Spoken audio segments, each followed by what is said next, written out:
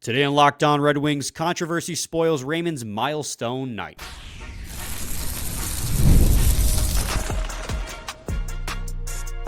You're Locked On Red Wings, your daily podcast on the Detroit Red Wings. Part of the Locked On Podcast Network, your team every day. Welcome back to the Locked On Red Wings podcast. We are your hosts, Brian Fisher and Scotty Bentley. Scotty's the host over at Locked On Tigers, as well as a freelance journalist for the Detroit News, while I am the color commentator for Oakland University, ACHA D1 men's hockey. Scotty, that's my entire game recap right there. Just that inaudible groan. Let's go home. Good episode. Same time, same place.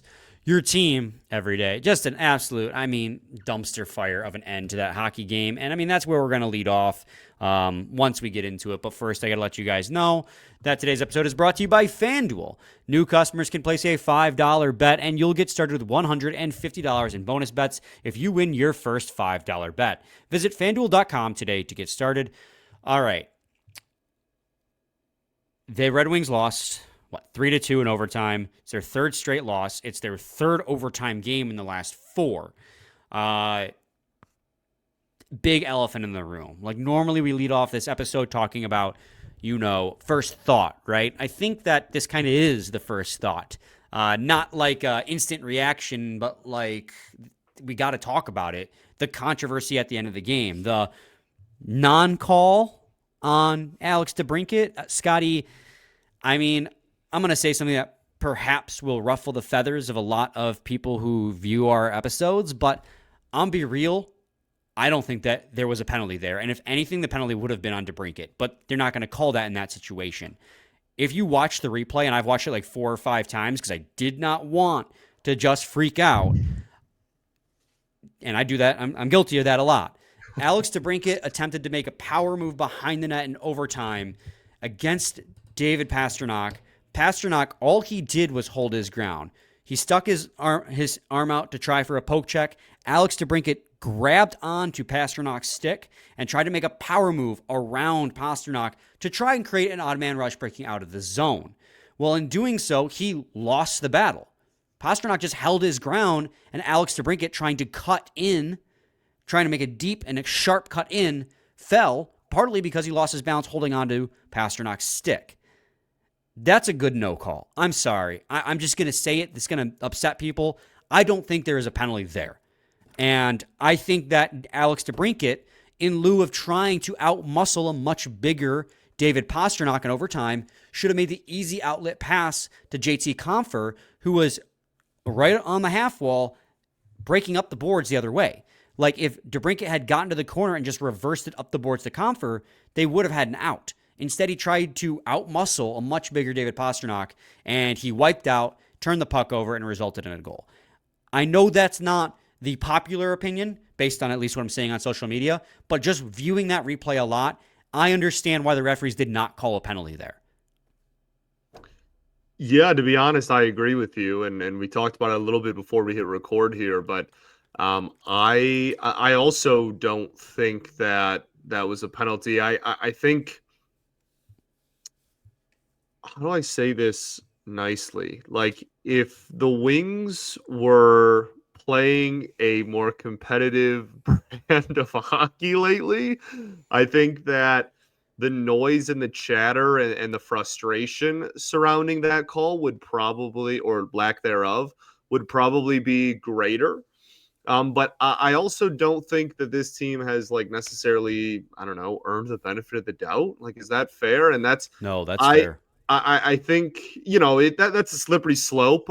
If there was a no call and it cost them a point, then obviously that is a huge issue. But I agree with you. I don't think I think that was the correct decision to leave the whistle in the pocket. And at the end of the day, the Wings have a lot of bigger issues to work on than how the refs handle Red Wings games. That's very low on the list of issues with this team. And so, yes, it's frustrating, even if you disagree with us and you're like, no, you guys are stupid. That was clearly a penalty and it cost them. A, it didn't guarantee another point, but B, and I think far more importantly, that's fine. That's your right to do so. And there are always differing opinions in sports. That's what makes it so beautiful and fun. But um, I okay, like that. Then what? Okay, like they whatever. The ref screwed them out of a point. Great. Okay, well now we're right back where we were, 1 point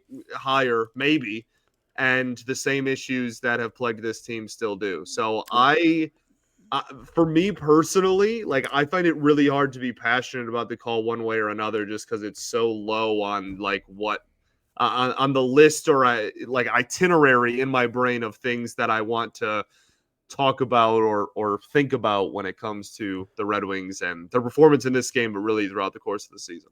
Right. And I mean, if you want to say the reffing was poor in this game, I won't disagree with you. There was a lot of missed calls for both teams. I mean, late in the third period, Ben Sherratt high-sticked the guy. He was bleeding, which should have been an automatic double minor, and they missed the penalty altogether. So, like, the refs were in peak game management form. They were missing other calls that were obvious. And, like, so, okay, sure, you want to say this was a poorly reffed game? I won't disagree with you. But I don't think that what happened at the end of the game was a penalty. And on top of that, to your point, there was so much else in this game that should have happened or could have happened. The Red Wings had 3 power play opportunities on their own. Now, granted, they scored on 1 and it was called back, and we'll talk about that. But, like, that was far and away the reason that they lost this hockey game. And I am sorry. Controversial take. I know this is, hometown radio. You guys want to hear us say that was a bad call, bad non-call. It went against the Red Wings. It's rigged. I'm sorry. I did not see it that way. As far as difference makers go in this hockey game, Scotty, do you want to lead us off there? Yeah, for me, I'm gonna go positive. We're gonna go in a positive light here, and I'm gonna go with Razor, man. Obviously, you talked about it in the cold open. Had his 200th career point, obviously a milestone evening for him, but scored both of the Red Wings goals and was just phenomenal. I mean, he has really. I think now he leads the team in points, and he comfortably leads the team in assists. He is creeping up on 10 goals on the season. I mean, he is really just firing on all cylinders. And over the last, we're getting close to a month, but really the scoring has taken a large tick up in the last 2 or 3 weeks. And it's been so nice to see. And I think when you just gave him a big contract. That's always good for, a young player like that to be playing as well as he is after the team gives out big money like that. But I think when people think of the current state of the Red Wings and what they're going to be going forward, and if, even if this season is a wash, like, can they recover and bounce back next year and all that? It's like, okay, well, where do you start with the future of the Red Wings? You start with the core of Larkin, Raymond, Seider, and Edvinsson maybe playing his way in there, etc. But you're gonna start with Raymond's gonna be one of the first names out of your mouth, and I think it's really nice to just see him continue to, I guess I'll say, prove that, even though it was kind of already proven going into the year. Yeah, and I mean, this has been an incredible stretch of games for him, too. I mean, obviously, because he didn't score against Vancouver, although he had 2 assists, the goal streak got snapped, but it's an 8-game point streak for him in which he has 11 points in that stretch. If you want to go back even further, right, like this point streak, this hot streak, I mean, heck, he's just been getting assists like crazy. There hasn't really been a stretch of games where he hasn't gotten a point. There was 2 games in middle of October he didn't get a point. Outside of that, he hasn't gone without a point for more than 1 game at a time. That's how good he's been. He's leading the team with 27 points in 25 games so far this season. He's now 3rd on the team in goals. Remember, that was a big thing we were talking about. It's like the assists have been insane. He's a point per game on assists alone, but the goals will come. Well, shooting percentage is back up to 16%. He's got 9 goals on the season now, which is 3rd on the team behind just DeBrincat and Larkin. Like, he's back to clicking on all cylinders. He's found his shot. He's found his confidence. He looks really good. He beat Korpisalo glove side twice tonight. Yeah. I mean, obviously the one was kind of a fortunate bounce to him, but like, even though they lost, it's hard not to say he wasn't a difference maker in this hockey game. And Lucas Raymond, I mean, that was his 200th career point on the first goal. which was this. He's the second player from the 2020 draft class to get 200 points. Tim Stutzel being the first one, but reminder, Tim Stutzel played an entire season before Lucas Raymond broke into the NHL. So, I mean, he's a stud. And he's a borderline superstar at this point at over a point per game. He's been phenomenal. And anyone who disagrees with that is just flat out wrong. And I don't think there's many people who do, but if they do, they're just flat out wrong, objectively wrong. I mean, it's not even up for debate. Sorry. Scotty. Wow. How you feel, Bri? He's got 27 points in 25 games. He's the only one on this team besides Larkin, who, by the way, Larkin hasn't scored in what feels like a couple nights. I could be completely wrong on that, but Lucas Raymond is every single night providing some sort of play. So he's the best player on your hockey team right now, at least offensively. Scotty, we're going to take a quick break. When we return, I'll give you my difference maker, and it is not, unfortunately, not so positive of a light. Stay tuned to segment 2 of Locked On Red Wings. Got to talk to you guys today about FanDuel. Get ready to tackle the NFL action with FanDuel, America's #1 sportsbook. Because right now, new customers can bet $5 and get $150 in bonus bets if you win. The FanDuel Sportsbook app gives you everything you need to place live bets on the NFL all in one place. So when you get a hunch in the middle of the game, you can check out the latest stats, view live play-by-play, and so much more on the same page where you place your bets. Just visit FanDuel.com to join today. You'll get started with $150 in bonus bets if your first $5 bet wins. That's FanDuel.com. Never waste a hunch and make every moment more with FanDuel, an official sportsbook partner of the NFL. NFL. Segment 2, Locked On Red Wings podcast. Scotty, my difference maker in this hockey game is unfortunately going to be a trio of defensemen. Wow, and trio? I mean, we got 3 difference makers over there for Brian. Dang. Yeah, it was a rough night for a few different defensemen. I mean, most notably, I mean, you could go in a game like this. You could go with a bunch of different difference makers. I mean, penalty kill again. We'll talk about it. 5-on-5 metrics didn't. Weirdly, 5-on-5 metrics as a team didn't look good, but like a lot of players individually and as lines looked solid. But I digress. Gustafsson, first and foremost, had a very rough night. The Red Wings scored on a power play. It was a beautiful shot pass by Berggren to Marco Kasper for his 4th NHL goal. Crazy. I was more upset at that than I was the quote-unquote no call in overtime. Right. Like obviously one was to end the game, and like that kind of deflates you just inherently. But like I was not upset with Gustafsson even really. Like, I mean, he was inches offside. Like that was, and it happened, 20 seconds before the goal was scored. I wasn't mad at him specifically, but I definitely was more frustrated with that goal being taken away than I was even, in the moment with the game winner.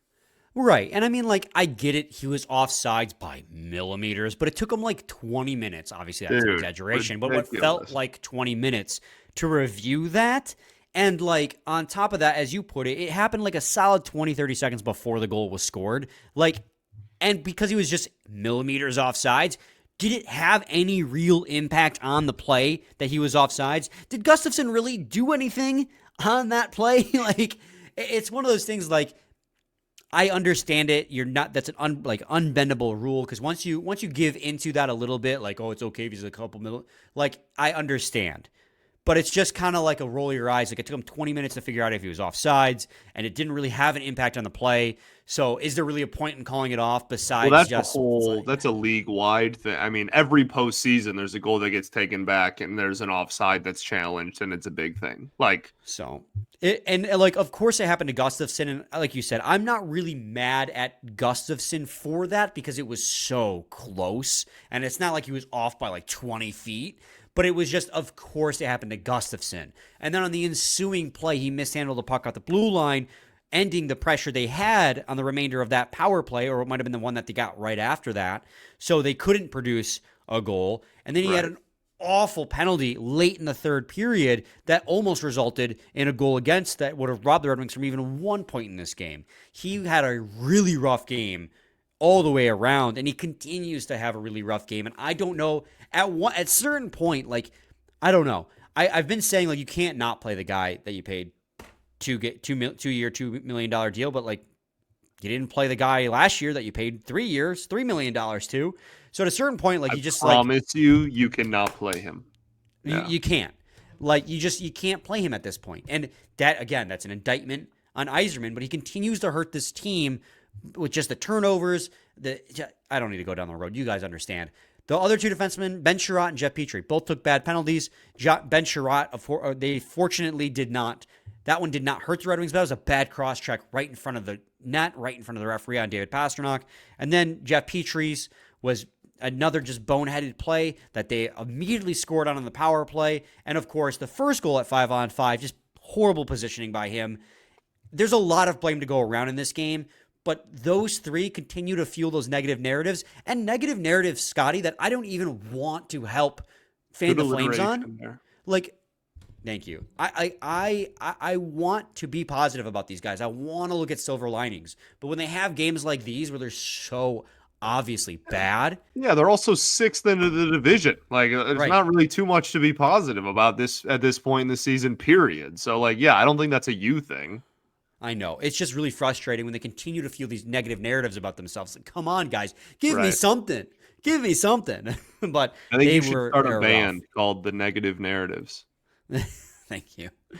But, yeah, those are my difference makers. That trio of defensemen right there. Yeah, I mean, I don't need to regurgitate the second pair defense conversation that I've had about 6 billion times. Yeah, it's absurd to me. Hull got beat really bad on the outside a couple of times in this game too. I mean, it was just, yeah, we've talked about it a lot already this season. The way that this blue line was set up outside of the top pair is questionable at best and just flat out terrible at worst. What? This can't be right. There's no way Gustafsson had nearly 10 minutes of power play ice time. That's got to be That's got to be, because it says he led the team into ice time with 24 minutes on 17 shifts, which is the second fewest, and almost 10 minutes of that came on the power play. That cannot be correct. That's I'm glad that baller if that's true. 10 minutes on the power. Was there even 10 minutes of power play time for the Red Wings? They only had 3. Yeah, no, it would have been impossible. Gustafsson had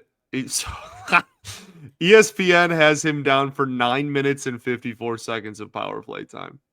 Yeah, that's impossible. The Red Wings only had 3 power plays in this game. Right.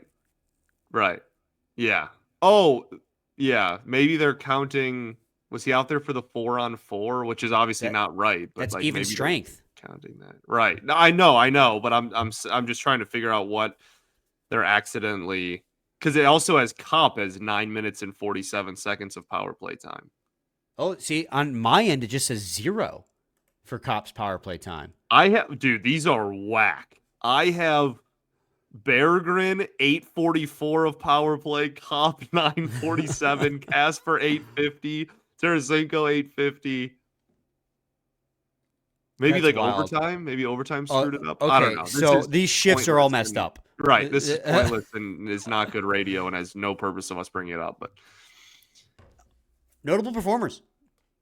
Yeah, I mean, honestly, I want to give some credit to Ville Husso. Like I don't think he played that poor of a game, and I think we can say this definitively. It was his best game of the season with the Red Wings.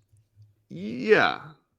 How many? The bar is really low. He's played like 4, and I was gonna say, I was like, I remember like 2 others. I think. Yeah, you know what? I think at this point, the first step for Husso is like just keep us in hockey games when you're out there, man. Like, just don't lose hockey games single-handedly. And I think that I know that sounds like a really like depressingly low bar, but I think that with what we have seen from him over the last calendar year, which is pretty much nothing just because he hasn't been on the ice, I think, if he gets a few performances like this under his belt, then there can at least get a little bit more confidence in him going forward. And yeah, I mean, he through 60 only gave up 2 goals. Like I'm really okay with how he looked in this one. Yeah, it was weird. He had a 914 save percentage, so clearly he did enough to give the Red Wings an opportunity to win. And he made some key big saves, especially down the stretch. But his rebound control still left a lot to be desired for Wow. me. I think it created a lot of chaos out front because he was not controlling the rebounds very well. His goals saved above expected was still like negative 1.2. So, Jeez. yeah, that's crazy that's how high his negative goals, his expected goals above expected was. No, that's not right. Goals saved above expected. There we go. That's crazy that's how high his goals saved above expected was when he still had a 914 save percentage and faced 30 shots. Like that shows that probably that first goal, I would imagine, which again, that was partly Jeff Petry's positioning, but also I think Ville Husso could have handled that better. I think that's where that probably came from. But I mean, he played well enough. He gave the Red Wings an opportunity to win, and the Red Wings could not come through for him. Which is really unfortunate for a goalie who needs the confidence boost. But Agreed. was he better enough to get Costa to start on Thursday? Anyways, we'll talk about that probably tomorrow. Scotty, we're going to take a quick break. When we return, we'll talk about other notable performers. So stay tuned to segment 3 of Locked On Red Wings. Prize Picks is the best place to get real money sports action. With over 10 million members and billions of dollars in awarded winnings, Prize Picks has made daily fantasy sports accessible to all. You just pick more or less on at least 2 players for a shot to win up to 100 times your cash. Run your game all season long on Prize Picks. You can win up to 100 times your money on Prize Picks with as little as 4 correct picks. Prize Picks puts their members first, so all withdrawals are fast, safe, and secure. When my picks hit, I can get my money in as quick as 15 minutes, and they offer Venmo for easy deposits and withdrawals. Sign up today and get $50 instantly when you play $5. You don't even need to win to receive that $50 bonus. It is guaranteed. So make sure you download the app today and use code LOCKEDONNHL to get $50 instantly after you play your first $5 lineup. Again, that's LOCKEDONNHL to get $50 instantly after you play that first $5 lineup. Prize Picks. Run your game. Segment 2, Locked On Red Wings, or segment 3 rather, Locked On Red Wings podcast. Scotty, as far as another difference maker or notable performer, I should say, that top line, Michael Rasmussen up there, thought they looked pretty good. And we talked about it yesterday. This is not something this is something we have seen before in seasons past, and it's had mixed results. And this was a game where Michael Rasmussen, I thought, brought a good quality to the top line that they were lacking. I mean, he played hard. He got to the net front in particular, which is something he excelled at in juniors and has excelled at times with the Red Wings when he's playing that game. When he plays to his strengths, Michael Rasmussen is a very good hockey player in that role. And he played to his strengths in this hockey game. He made a beautiful feed to Lucas Raymond for his second goal of the game. He's getting to the net. He's creating chaos. He's winning puck battles in the corners. That top line as a whole was very good. The top line in this hockey game, if the statistics are to be believed, because we just detailed about how they're a little whack, but the Michael Rasmussen, Lucas Raymond, Dylan Larkin line had an expected goals for percentage in this game of 57%. They looked solid. I mean, obviously Lucas Raymond had 2 goals, and Dylan Larkin at 3-on-3 in overtime hit the post. They overall all had moments, if not were producing in this hockey game. Yeah, I think Rasmussen provides exactly what that top line needs, which is somebody to be a really solid, large body net front presence, scrappy, will go into corners, use the body, will fight out front. I think that he's a pretty good fit there, and that's why, a couple of seasons ago, we had the conversation on here about how everybody wants to play with Michael Rasmussen, and like that's that is why. So it wouldn't shock me if he got more looks there, because I agree with you. I think the top line looked pretty darn good. Yeah, as did the third line, Marco Kasper's line, baby.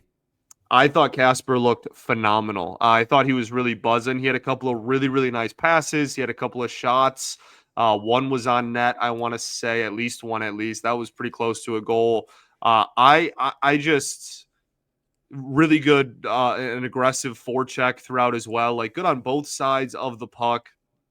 Just a really, really sound, like and mature hockey player. And it is so fun to watch him. And I thought he was honestly incredible in this game. Yeah, and I mean, the opportunities they were creating were really good opportunities. Obviously, there was the goal that was called back from Marco Kasper that he Right. absolutely deserved. He and Berggren. And like, okay, so you look at the individual statistics in this hockey game and, the expected goals for per player.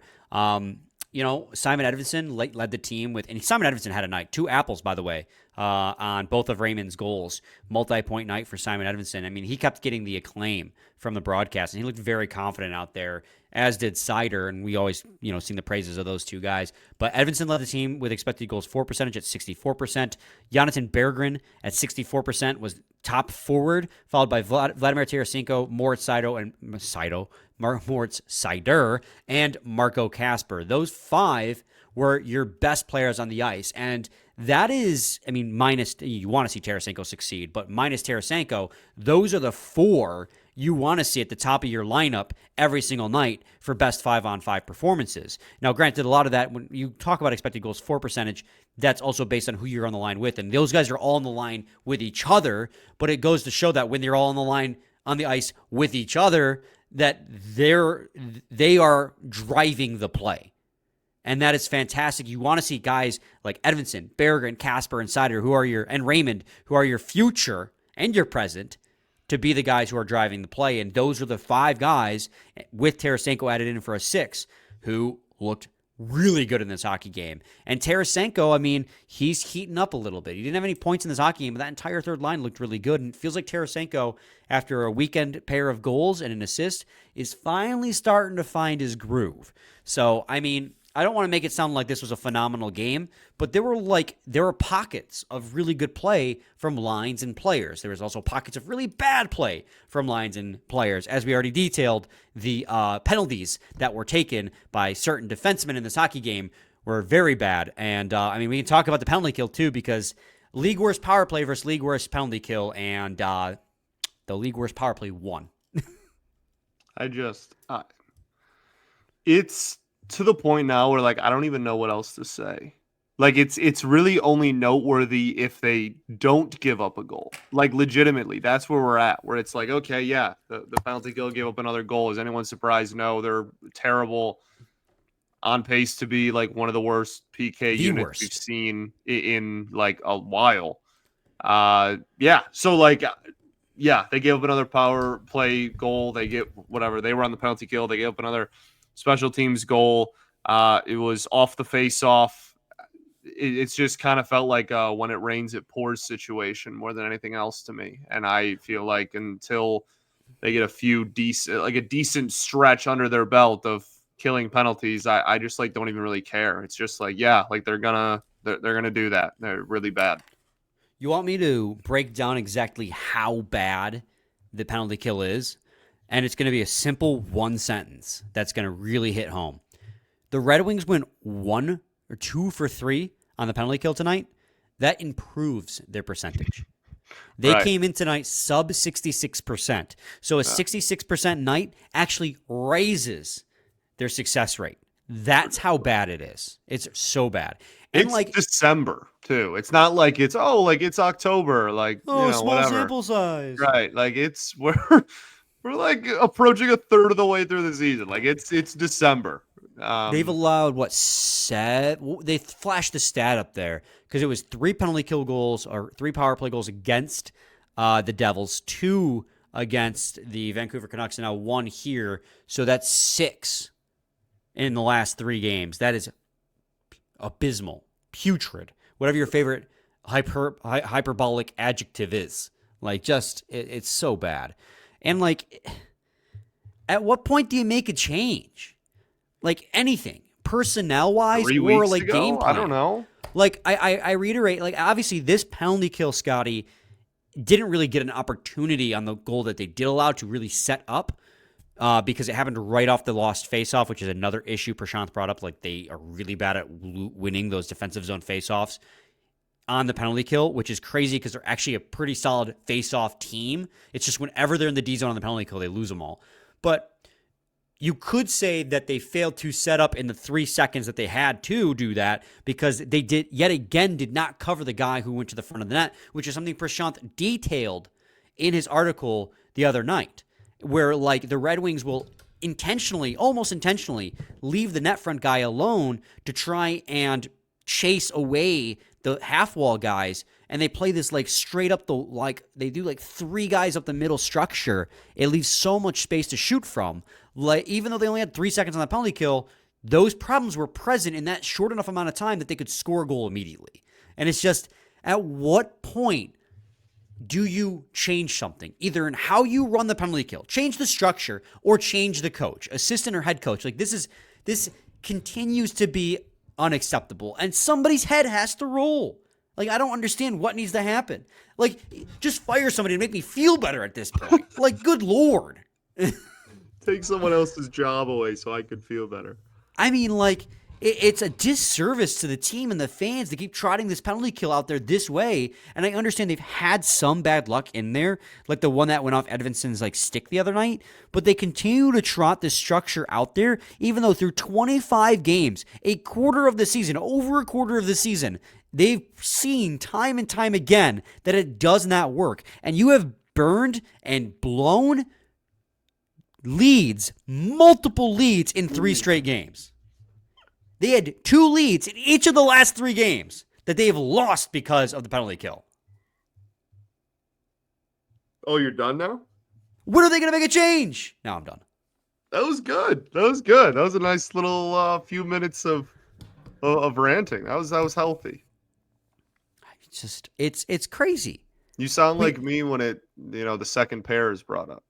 We keep banging our head against the wall, expecting the result to change. Yeah. I don't know. Like, you ask, what has to happen. You're asking the wrong person. I think they should have made a change 3 weeks ago. So, like, I have no clue. I really don't know. It's crazy. Other notes, Patrick Kane was placed on IR, retroactive to the 23rd, which means he is available to come off of IR today. Yeah, I'm sure we'll have more information on that tomorrow. William Lagesson, it was purely so that they could call up William Lagesson because Petrie was a game time decision. That way, a break glass in case of emergency. Petrie can't go. We put Lagesson in the lineup. It was strictly just a paper move. Like, they still expect and they still hope that Kane will play on Thursday. So, and Lagesson's already been sent back down to Grand Rapids after the game. It literally just felt like roster finagling to get a roster spot open. I mean, it doesn't really make that big of a difference. Anyways, goes to Thursday? Maybe. Talk about it tomorrow. Talk about it tomorrow. Ottawa Thursday. Big game. Is it? Sure. Sure. We ball, baby. Reality can be whatever you want it to be, baby.